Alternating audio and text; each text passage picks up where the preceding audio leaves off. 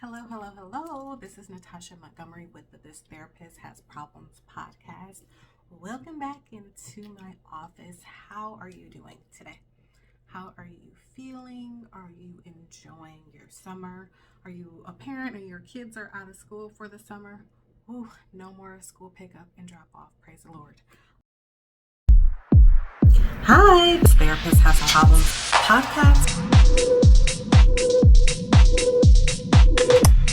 I wanted to come and talk about trauma today. How do we define trauma? What is trauma? What does trauma look like?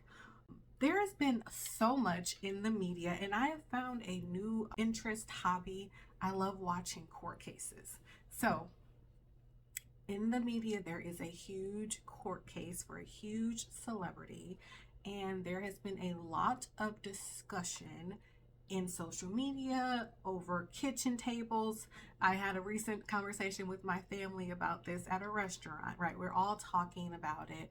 What does trauma look like, and why do people find themselves in traumatic situations and they're not quite sure how to get out of them?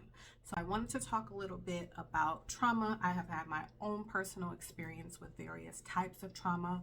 So even speaking from my own experiences, recognizing what happened, how does your body respond to it, what did you do to get help for it, support, what are some ways that you try to get yourself out of traumatic situations. Let's just spend some time educating, talking about, reflecting, thinking about what is trauma, right? And trauma isn't just the big stuff. It isn't just the huge things that can happen, but sometimes it is dealing with what we get wrong about survival, right? Understanding what are these big events that have happened that has shaped, changed your life, and you didn't quite know in the moment how to deal with it, how to cope with it, how to get out of it. Again, talking about trauma, what is trauma? And I always have my notes for reference because I want to make sure that I'm giving you relevant and correct information. So, what is trauma? Trauma is not just about what has happened to you, but it's what is happening inside you as a result of this traumatic event. Again, your body does take record and note of the things that you experience, either mentally, physically, emotionally. Understanding not only the event that has happened, but how you responded to it. The American Psychological Association, or the APA, defines trauma as an emotional response to a terrible event. Trauma can be anything that overwhelms your ability to cope and leaves you feeling helpless or unsafe. Again, it is your response to a terrible event, right? There can be different types of trauma, and I think when we hear the word trauma, we think of the big things as far as sexual assault, different things that can happen physically, but also understanding that you can have trauma from experiencing a car accident, right? You can experience it, yes, from different various forms of abuse or violence, but neglect is also a form of trauma. Racial issues are a form of trauma. Chronic stress leaves trauma on the body. Different medical procedures that you may be going through can be traumatic. Grief can be a form of trauma, and even betrayal. Understanding, again, it's not just what happened specifically. It's not so much tied only to the specific event that occurred, but it's also recognizing, did you have support to navigate through it? Did you talk to anyone about it? Were you able to understand exactly what was going on in the moment? Did you repress these things that happened and it came back to you at a later date? One thing also to consider is, how old were you when the trauma happened? Were you even cognitively aware to recognize that what you were experiencing was a traumatic event? Another thing is, how did your nervous system respond when this traumatic event was happening?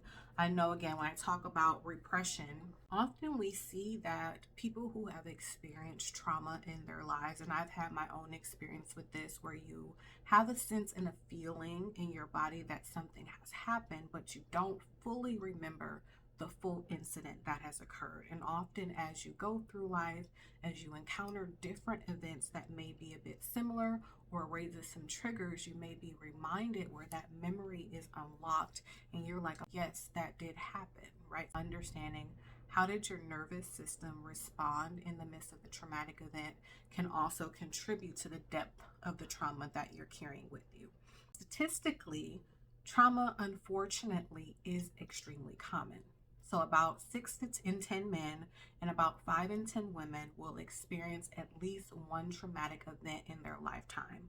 But many will go undiagnosed or unsupported because their trauma doesn't look big enough. And when we think about men versus women, often we talk about or see that women, because women statistically are more likely to go to the doctor, go to therapy, seek treatment, seek to understand what is happening in their body. A lot of time men walk around with undiagnosed trauma, untreated trauma, and oftentimes they're unaware, that what they have experienced is trauma at all. Again, when you think about the events that you've gone through in your life, it's saying there's some things that has been normalized in different families.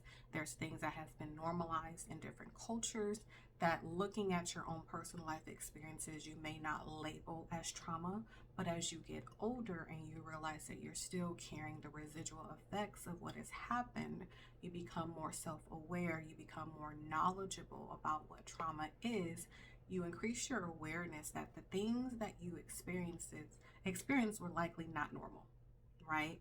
One thing I wanted to talk about, again, going back to the media, is understanding that, especially at a very young age, when you're just going through life, going through experiences, if you're not exposed to what people perceive as normal, whatever your circumstance becomes that normal, right? If a person is very young and they're introduced to a relationship, maybe one of their first intimate relationships where they are being mentally abused, mentally manipulated, physically abused, physically manipulated, right? If they stay in that loop for so long and their brain grows up and develops in the midst of that circumstance, then it becomes their normal, right? It's often difficult to say, hey, you should have removed yourself from that situation. Or, hey, why didn't that person decide to leave? They knew that that was wrong. But if they didn't have any awareness of the true circumstances they were dealing with, and a lot of fear was instilled in them, it's hard to recognize when you're in the midst of it, even that I have a choice to remove myself from this situation, that it's possible to remove myself from this situation.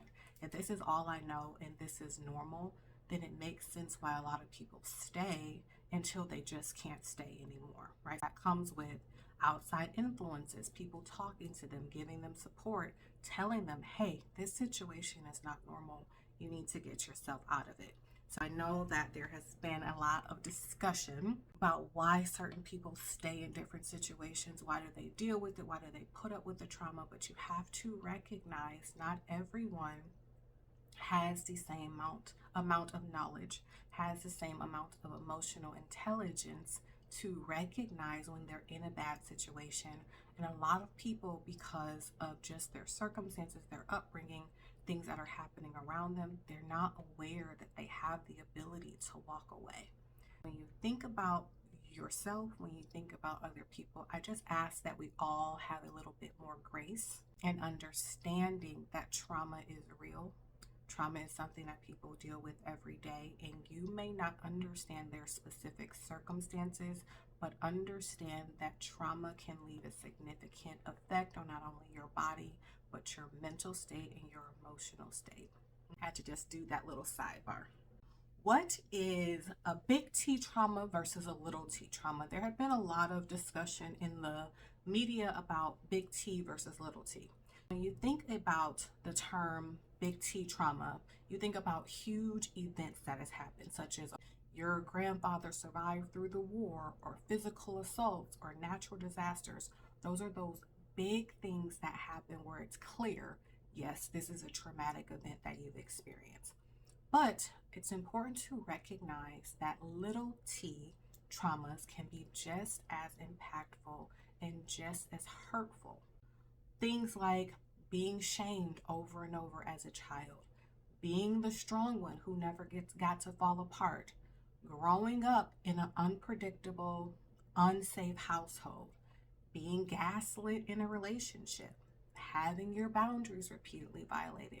Those are those little traumas that you may experience day to day that it's easy to write off again because it's something that has been normalized in your behavior and the behavior of people around you. Think about these little things that may happen in your life where you kind of write it off, but understand it has a residual effect on you. So these little T traumas, they may not make the news, right? It's not breaking news. It's not a natural disaster, but it can change the state of your nervous system. It can change the state physically of how your body stores this trauma. If you're dealing with some trauma, maybe knowingly or unknowingly, these are some things to look out for that may be an indication that there has been some trauma present. Are you hyper vigilant, right? You're always scanning, always assessing, always kind of looking to say, am I safe? Is there any danger present?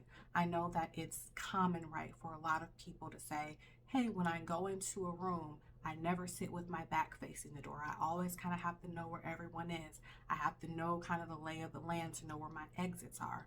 That hypervigilance is an indicator, okay, there has been some states of not being safe in your life. Another thing is being consistently numb or detached, not being necessarily present emotionally, not necessarily being connected to your physical surroundings. There is a term called disassociation that occurs where mentally you're disconnected from what's happening around you. And we all experience some level of disassociation. I always use this as an example. If you're ever driving and you're like, I don't remember the last 5 turns I took. That's that normal kind of disassociation happens where you're kind of lost in your head, you're not super present. Type of disassociation that I'm talking about when it comes to trauma is if you ever notice that when things get tense or you're having a very difficult conversation, mentally you check out. You don't listen, you're not present, you're numb and detached from what is happening. Something to be aware of if that's something that you've experienced. Another one is being chronically anxious or depressed. So there's no significant event that's happening. There's no triggering event that says I'm feeling anxious about this specific thing, or I'm feeling some depression or sadness about that specific thing. But there is like this common thread throughout your life where you're always feeling a little anxious. You're always feeling a little depressed, always feeling down, not like I'm melancholy. I don't really know why my mood is always this way, but something is happening internally that is affecting the state of how I feel all the time.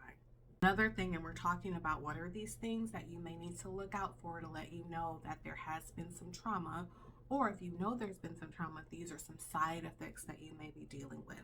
The next one is being emotionally shut down in relationships. This is a common one, right? Even if you are in a relationship, you're like, I want to have a partner, I want to be connected, I want to love someone, but there's this blockage between truly feeling emotionally connected, right? There's this boundary that you have, knowing or unknowingly, to be vulnerable, right? There's this barrier to say, I'm not going to let people in. I'm not going to let people get to me because if I do, they'll hurt me. Being aware of that. The next one is always being stuck in survival mode, right? You're always like, how do I survive? How do I get through this? You're always pushing against the grain. I say, my main mission is survival, which means you may not be able to let your guard down. You may always, like I said, always be hyper vigilant about what's happening around you. Your brain and your body is doing what they need to do to survive. A lot of trauma things that you may have experienced, it kicks your body into fight or flight mode, right? Your body is saying, how do I preserve myself through what I'm going through? And as a result of that, there's these residual things, these residual symptoms that you may have as a result of going through a traumatic event. The main thing that you have to recognize is just because you have implemented, your body has done these things, you've implemented these kind of coping techniques to manage through these traumatic experiences, doesn't mean you're broken and doesn't mean you always have to respond this way for the rest of your life. There is things that you can do to help recognize the trauma that you've gone through, work through the trauma that you've gone through, and heal through the trauma that you've gone through. How does trauma show up? What does that look like, right? So trauma doesn't always come loud, big, right? It's not, okay, I'm having a full nervous breakdown every other day. Sometimes it's those slow, quiet things. I just went through some mental, emotional symptoms that you may recognize as a result of trauma on the body side. So in your body, you may have some digestive issues to say, my tummy is just always not right. I can't ever settle in my stomach. You may have sleep problems. You may constantly feel tense. I know for me, I carry a lot of tension in my shoulders. And if I'm walking around like this, right, it's saying you may carry a lot of tension in your body. On the emotional side, you may be irritable, having consistent mood swings, or if things get tough, you just shut down completely. In behaviors, you may result in people pleasing. That is a safety mechanism to say, if I'm always people pleasing, I can't make anyone upset, therefore they won't want to hurt me. Another thing is avoiding intimacy and not wanting to be open, not wanting to be close, not wanting to be vulnerable. Again, an effort to protect yourself. And another behavior is overworking. A lot of times we see people who are overachievers to say, okay, if I accomplish all the things, if I do all the things, then I show myself that I can heal through this thing. Or again, people won't be able to touch me because I'm always one step ahead. I'm always working. In your relationships, you may recognize struggling with trust, right? So not able to get over that hump of truly letting someone in. You may always want to have control of your circumstances, and there is a lack of vulnerability. For Black women specifically, I have to speak, I'm a Black woman, right? So the way a trauma often shows up is missed because we're socialized to be strong, right? So when Black women are strong Black woman, right, to say because we have been socialized to be this way, it's often easy to miss the results or symptoms of trauma because we're like, this is just what our personality is, right? This is just how I am, not recognizing that what you may be dealing with is a result of the trauma that you've experienced. Again, because we're socialized to be strong, self-sacrificing, and resilient, even when we are barely hanging on, right? We're hanging on by a literal thread. And in the midst of that, we're taught to say, oh, I'm fine. I'm okay. I'm fine. I'm okay. But your body is holding on to the residual effects of the trauma that you've gone through. This effort of educating you on what trauma is really for you to take a pause and take stock of what are some behaviors that you're recognizing, these things that I'm listing. Is there anything that stands out to you? Is there anything that you're like, I do that? I didn't always know why, but it makes sense to say, okay, feeling like you always have to be on the go, feeling like you always have to be hypervigilant and aware, feeling like you're always a little depressed or anxious. Recognizing, hey, you're dealing with some unprocessed, unreleased trauma. You're carrying this around with you and pretending like you're okay, pretending like you're over it, pretending like it doesn't matter, but your body is holding on to the symptoms of the things that you've been through. You have to take stock, you have to pay attention, and be willing to do the work to say, I don't have to live this way. I don't have to continue to carry this weight with me every day. There's something that can be done to take that heavy load off of your shoulders. So, my process as a therapist of working with clients, I do a very, very in-depth intake session. And I tell my clients, this is our intake session, which means I'm going to get all in your business. I want to understand fully who you are, what you're bringing to the table so that we can set goals on how to help you become a better person. In this process, I do not get through my intake in one session because I'm very diligent about understanding the full scope of what a person is bringing to the table. I'm going to ask all the questions because a lot of times people don't recognize they've gone through something traumatic until someone sits with them, hears their story, and say, hey, that thing that you went through, that thing right there, that's trauma. That's something that you've ignored or not been aware of that needs to be addressed.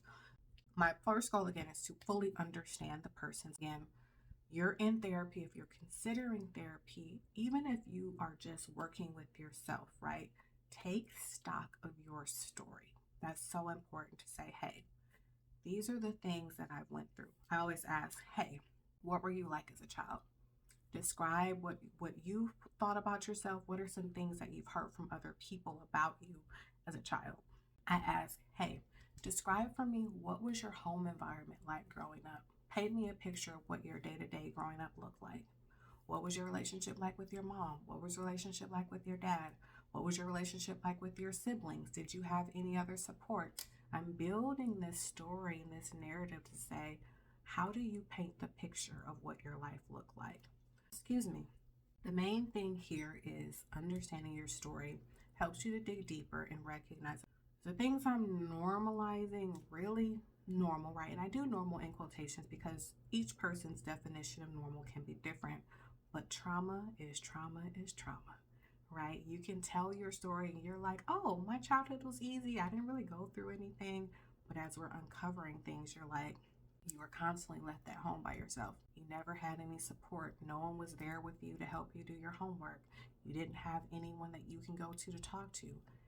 There's some emotional neglect that's present to say that is a traumatic experience. If you grew up never feeling like you had a safe space, never feeling like you had someone to go through, no, you weren't being beat every day, you weren't being sexually assaulted, but you also weren't loved and cared for as you should have been. That is trauma. The importance of digging into your story, saying, what are these things that I've just carried on with me as personality traits? Oh, I don't let people in. I just don't trust people. That's just how I am. But you got that way for a reason. Digging in deeper to understand what is your story and what are some things that you're carrying along with you that you're calling personality traits that's really symptoms of trauma. I am a trauma-informed therapist, which means I am always scanning for trauma and having conversations with my clients. I am also EMDR trained, which means I am trained in a specific modality that is used to treat trauma. So EMDR, which is eye movement desensitization and reprocessing, which is a mouthful, but it is a very good technique that has been scientifically proven to help people navigate through reprocessing their trauma and helping them get unstuck from those places in their mind and their memory and their body where trauma is stored. There is another modality or treatment which is called somatic work, and somatic work really focuses on the body and helping you understand where trauma is present in your body. The third modality that I'll talk about is emotionally focused therapy. So this is a big piece of my treatment when I'm working with clients as well. The focus of emotionally focused therapy is to repair attachment wounds in relationships. Again, as I'm asking questions during my intake, again, what's your relationship like with mom, dad, sister, brother, grandmother, aunt, uncle? Who is your support system? Identifying where there may be some attachment wounds in your upbringing that needs to be healed. The next therapeutic process that can be useful in treating trauma is psychoeducation. Psychoeducation is helping you learn what we're doing here today is considered psychoeducation. Finding what something is, helping you understand what the symptoms looks like, helping you understand what this looks like in your body specifically, and helping you navigate through that. Psychoeducation helps you know what's happening not only in your brain, but in your body as well. One of the most empowering shifts, right, is when someone realizes, I'm not crazy. I'm just carrying something that was never mine to have. And as you're watching this podcast, as you're listening to some things that I'm mentioning, if it stands out to you, if you find that this is resonating with you, recognize again, you're not broken. You're not just this bitter, mean, angry person. You're not this cold person. You may be carrying around things that you were never meant to carry. You may be carrying around symptoms and the results of things that you've been through that has been unaddressed, untreated. If you have ever wondered, was that traumatic or am I just being dramatic? Right, to say it. This is your sign to dig a bit deeper. This is your sign to really evaluate what you've gone through in your life. And again, don't just pay attention to the big T traumas. What are these little teeth things that you may have gone through as well that has just kind of been swept under the rug? If something left you feeling unsafe, unseen, or like you just had to shut down to cope, that matters, right? These are these little T things that are valid in your experiences and they need to be talked about, validated, and worked through. Trauma doesn't always come with physical scars, right? It's all not always physical abuse. That's the biggest thing, right? A lot of things come with mental, emotional scars. It changes how you view the world. It changes how you operate and move through the world. But it's important to recognize you don't have to stay stuck in it. You don't just have to deal with it. I do not like the term coping skills. I think we need to go beyond just coping and dealing with things to say, what does true healing and moving forward look like? Because healing is possible. We learned a lot about trauma today. And hopefully in this podcast, you've been able to be self-reflective and understand what your own personal trauma may look like. But also, I ask you, I implore you to show other people some grace. Show other people some kindness, even if you don't understand what it feels like to walk in that person's shoes. Be careful of casting judgment on people based on what they did in the midst of their trauma, because we don't know what it's like to walk through someone else's trauma. Our only job is to be aware of our own, take care of our own, and heal from our own trauma. Your story is not too small. Healing is not too late, and you don't have to do it alone.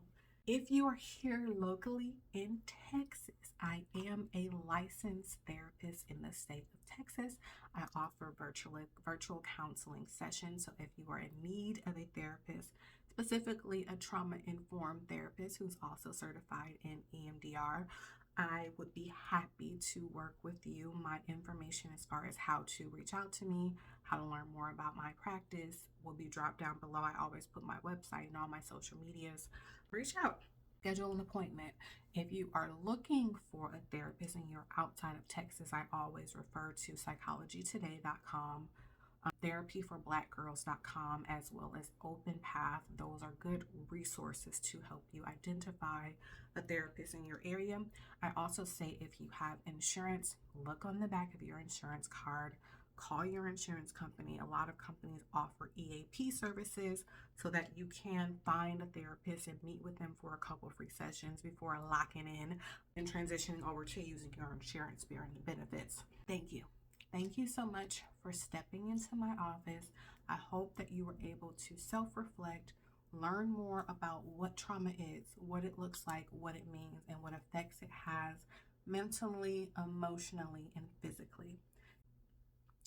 Thank you for stepping into my office. I feel like this was a heavy one, but a necessary one. There has been a lot in the media about trauma lately, and I feel like just living in America feels a little traumatic right now. We do need to increase our awareness, and I'm a trauma-informed therapist, but you can be a trauma-informed human and understand what it's like to deal with your own trauma, as well as, again, showing people grace for theirs as well. Thank you so much for stepping into my office. This is a This Therapist Has Problems podcast, and I will see you next time. Bye.